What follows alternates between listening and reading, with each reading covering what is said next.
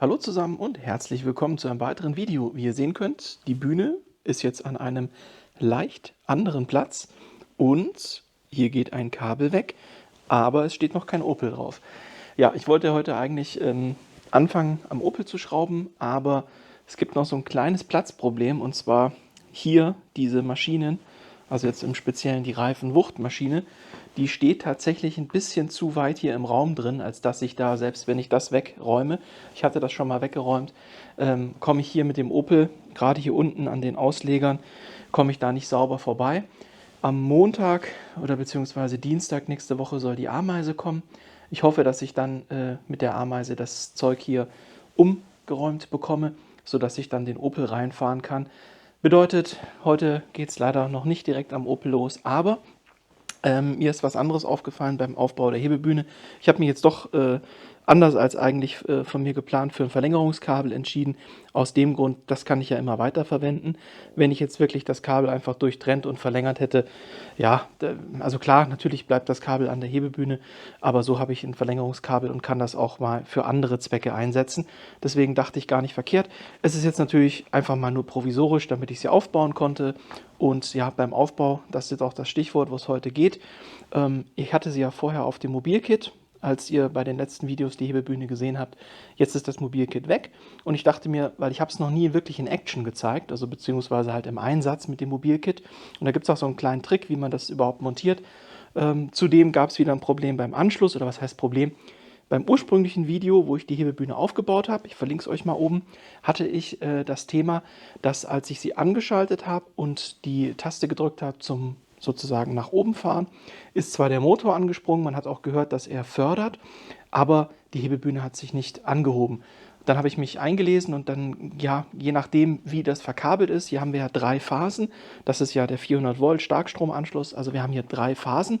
Und je nachdem, in welcher Reihenfolge die Phasen geschaltet sind, dreht sich der Motor oder beziehungsweise die Pumpe in eine andere Richtung. Und in der alten Halle hatte ich halt das Problem, dass in der Ausgangskonfiguration von der Bühne unter der Schalttafel, da gucken wir auch gleich rein, dass da 2 Phasen oder beziehungsweise einfach der Anschluss der Phasen nicht zu dem Anschluss oder beziehungsweise der Belegung an meinem Starkstromanschluss in der alten Halle gepasst hat. Also was habe ich gemacht? Ich habe die Phase L1 und L2 getauscht. Hat dann wunderbar funktioniert. Das ist auch das, was Twinbush empfiehlt. Als ich jetzt aber die Hebebühne hier angeschlossen habe, hatte ich wieder dasselbe Problem. Bedeutet, ich gehe stark davon aus, dass die Verkabelung in der alten Halle nicht richtig war, weshalb ich hier L1 und L2 initial tauschen musste. Jetzt bin ich hier an einem Standort, wo die Verkabelung wohl so ist, wie sie eigentlich sein soll, so wie es im Ausgangszustand von Twinbush von der Hebebühne auch war. Aber da ich sie ja für den letzten Anschluss gedreht habe, hat es jetzt natürlich nicht gepasst und ich hatte wieder dasselbe Problem. Das heißt, ich zeige euch jetzt hier hinten, ich öffne gleich den Deckel und dann zeige ich euch, wo diese 3 Phasen sind. Die sind auch beschriftet und dann habe ich jetzt die Phase L1, L2 einfach wieder gedreht, sozusagen wieder in den Ausgangszustand. Und jetzt funktioniert es auch. Ich zeige euch das einmal, bevor ich hier aufschraube, weil jetzt haben wir ja gerade schön Strom drauf. Das muss ich dann abstöpseln, um das zu zeigen. Ich hebe die Bühne jetzt hier über den Hebeknopf.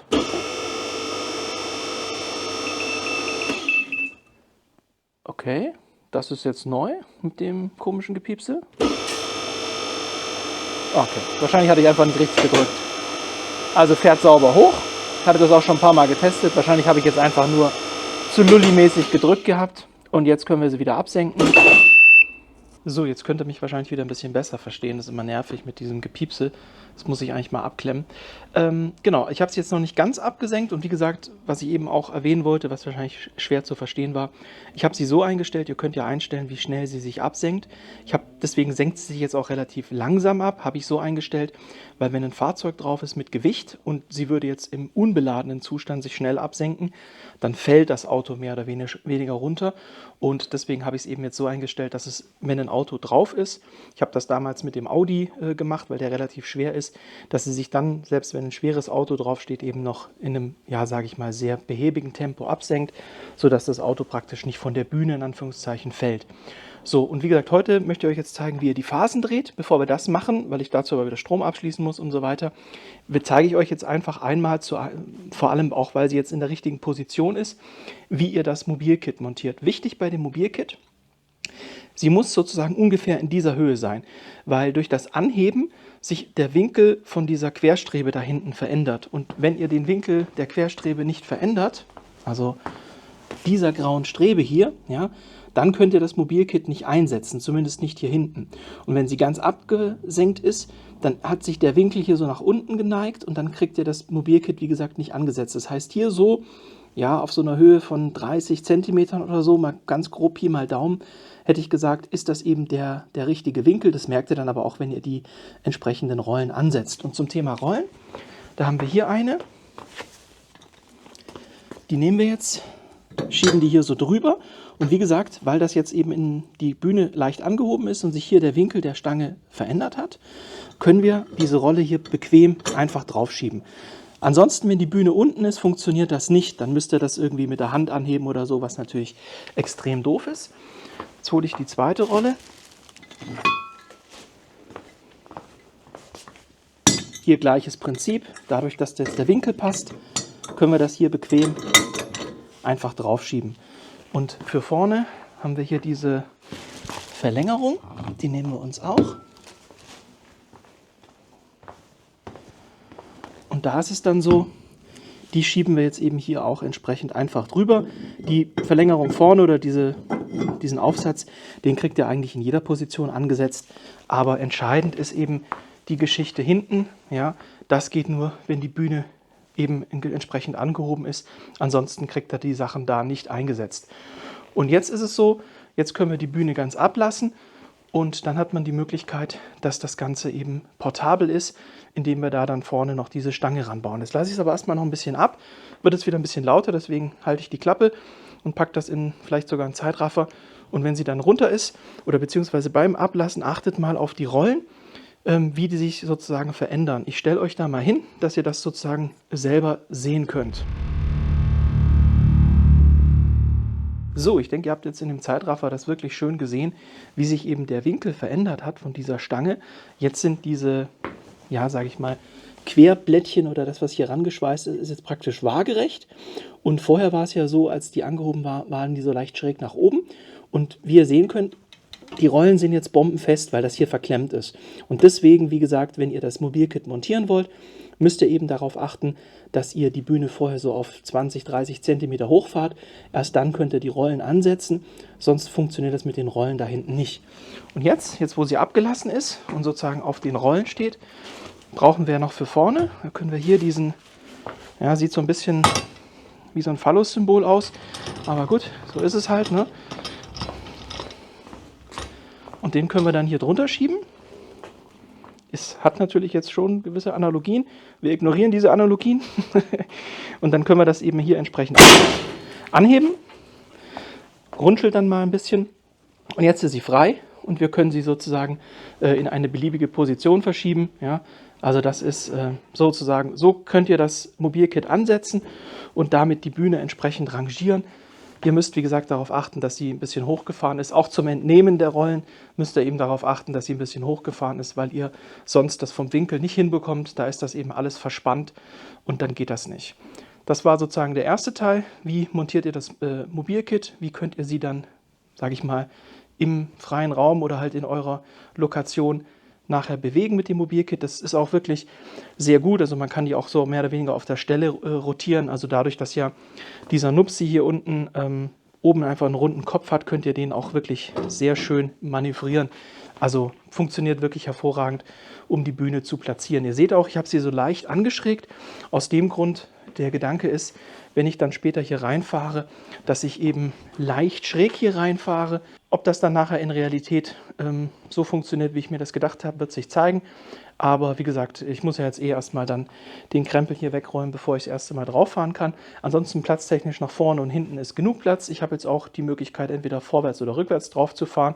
Ich habe es jetzt so aufgebaut, dass hier vorne der Hauptarm ist und man muss halt immer darauf achten, oder das ist die Vorgabe oder Empfehlung von Twinbush, wenn ihr ein Fahrzeug platziert, solltet immer dort, wo der Hauptarm ist, in meinem Fall jetzt vorne, sollte dort der schwerere Teil des Fahrzeugs sein. Also wenn wir jetzt an Opel oder an Audi denken, würde ich die rückwärts reinfahren, sodass die Front nach hier vorne zeigt, damit der Motor eben auf diesem eigentlichen Verankerungspunkt vom Tragarm sitzt.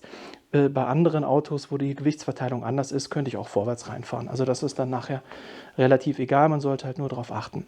Jetzt werde ich einmal kurz in Stillarbeit die Bühne nochmal hochfahren und eben das Mobilkit nochmal abbauen. Dafür packe ich euch jetzt nochmal in den Zeitraffer, um das zu verdeutlichen, dass sich eben der Winkel von den Rollen entsprechend ändert, wenn ihr die Bühne hochfahrt und ihr sie dann nachher nur so rausgenommen bekommt, die Rollen.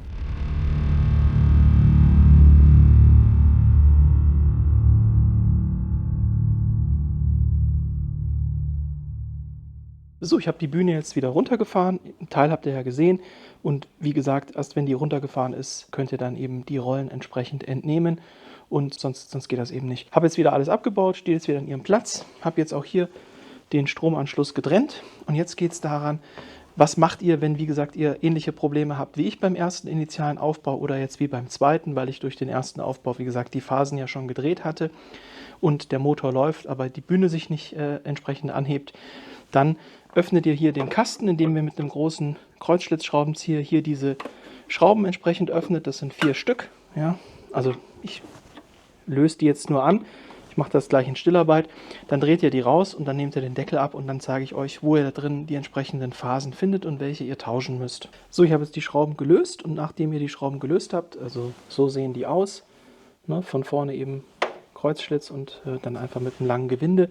Wenn ihr die gelöst habt, dann nehmt ihr die raus aus dem Deckel und dann könnt ihr den Deckel, der hängt jetzt hier unten, ich habe jetzt hier nichts, wo ich den ablegen könnte, das Kabel ist auch zu kurz, um ihn oben drauf zu legen, also ja, ein cleverer Ingenieur hätte die Kabel hier so lang gemacht, dass man es einfach hier oben drauflegen kann. War halt kein cleverer Ingenieur, deswegen hängt das jetzt da so runter. So ist es eben. Ja, auf jeden Fall könnt ihr den Deckel dann auch vorne wegziehen und dann können wir dem Kabel folgen. Wir haben hier unten, das ist das 400 Volt Kabel, also das Starkstromkabel, was hier reingeht.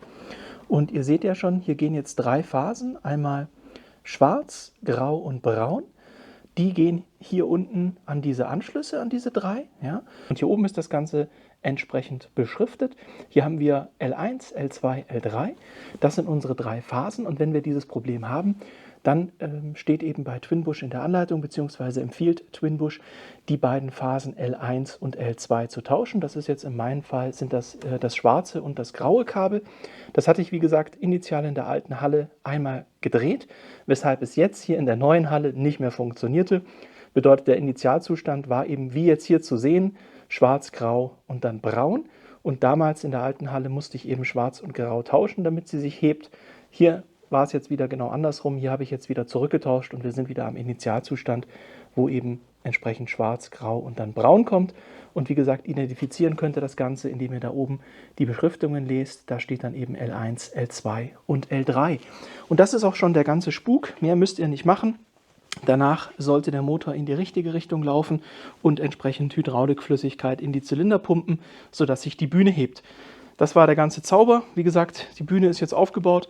Auto habe ich momentan leider noch nicht drauf. Das gibt es dann hoffentlich im nächsten Video. Ich habe es schon mal gesagt, ich weiß, aber ja, das hatte ich einfach nicht auf dem Schirm, dass der Platz da nicht reicht, um im Opel vorbeizukommen. Deswegen geht es halt erst im nächsten Video am Opel weiter. Aber jetzt habt ihr gesehen, wie ihr an diese Phasen kommt, was ihr machen müsst, wenn ihr dieses Problem habt, eben Phase L1, L2 tauschen. Ich habe euch einmal gezeigt, wie ihr das Mobilkit entsprechend montiert bekommt und dann eben auch entsprechend wieder demontiert. Ist super einfach, man muss es halt nur wissen, dass man die Bühne eben entsprechend ein Stück hochfahren muss, damit das vom Winkel passt. Jetzt habt ihr die Infos. Ich hoffe, es war was Hilfreiches dabei. Würde mich freuen, wenn wir uns dann nächste Woche sehen, hoffentlich endlich am Opel mit eben neuen Autoschrauber-Content. Bis dahin, alles Gute und ciao.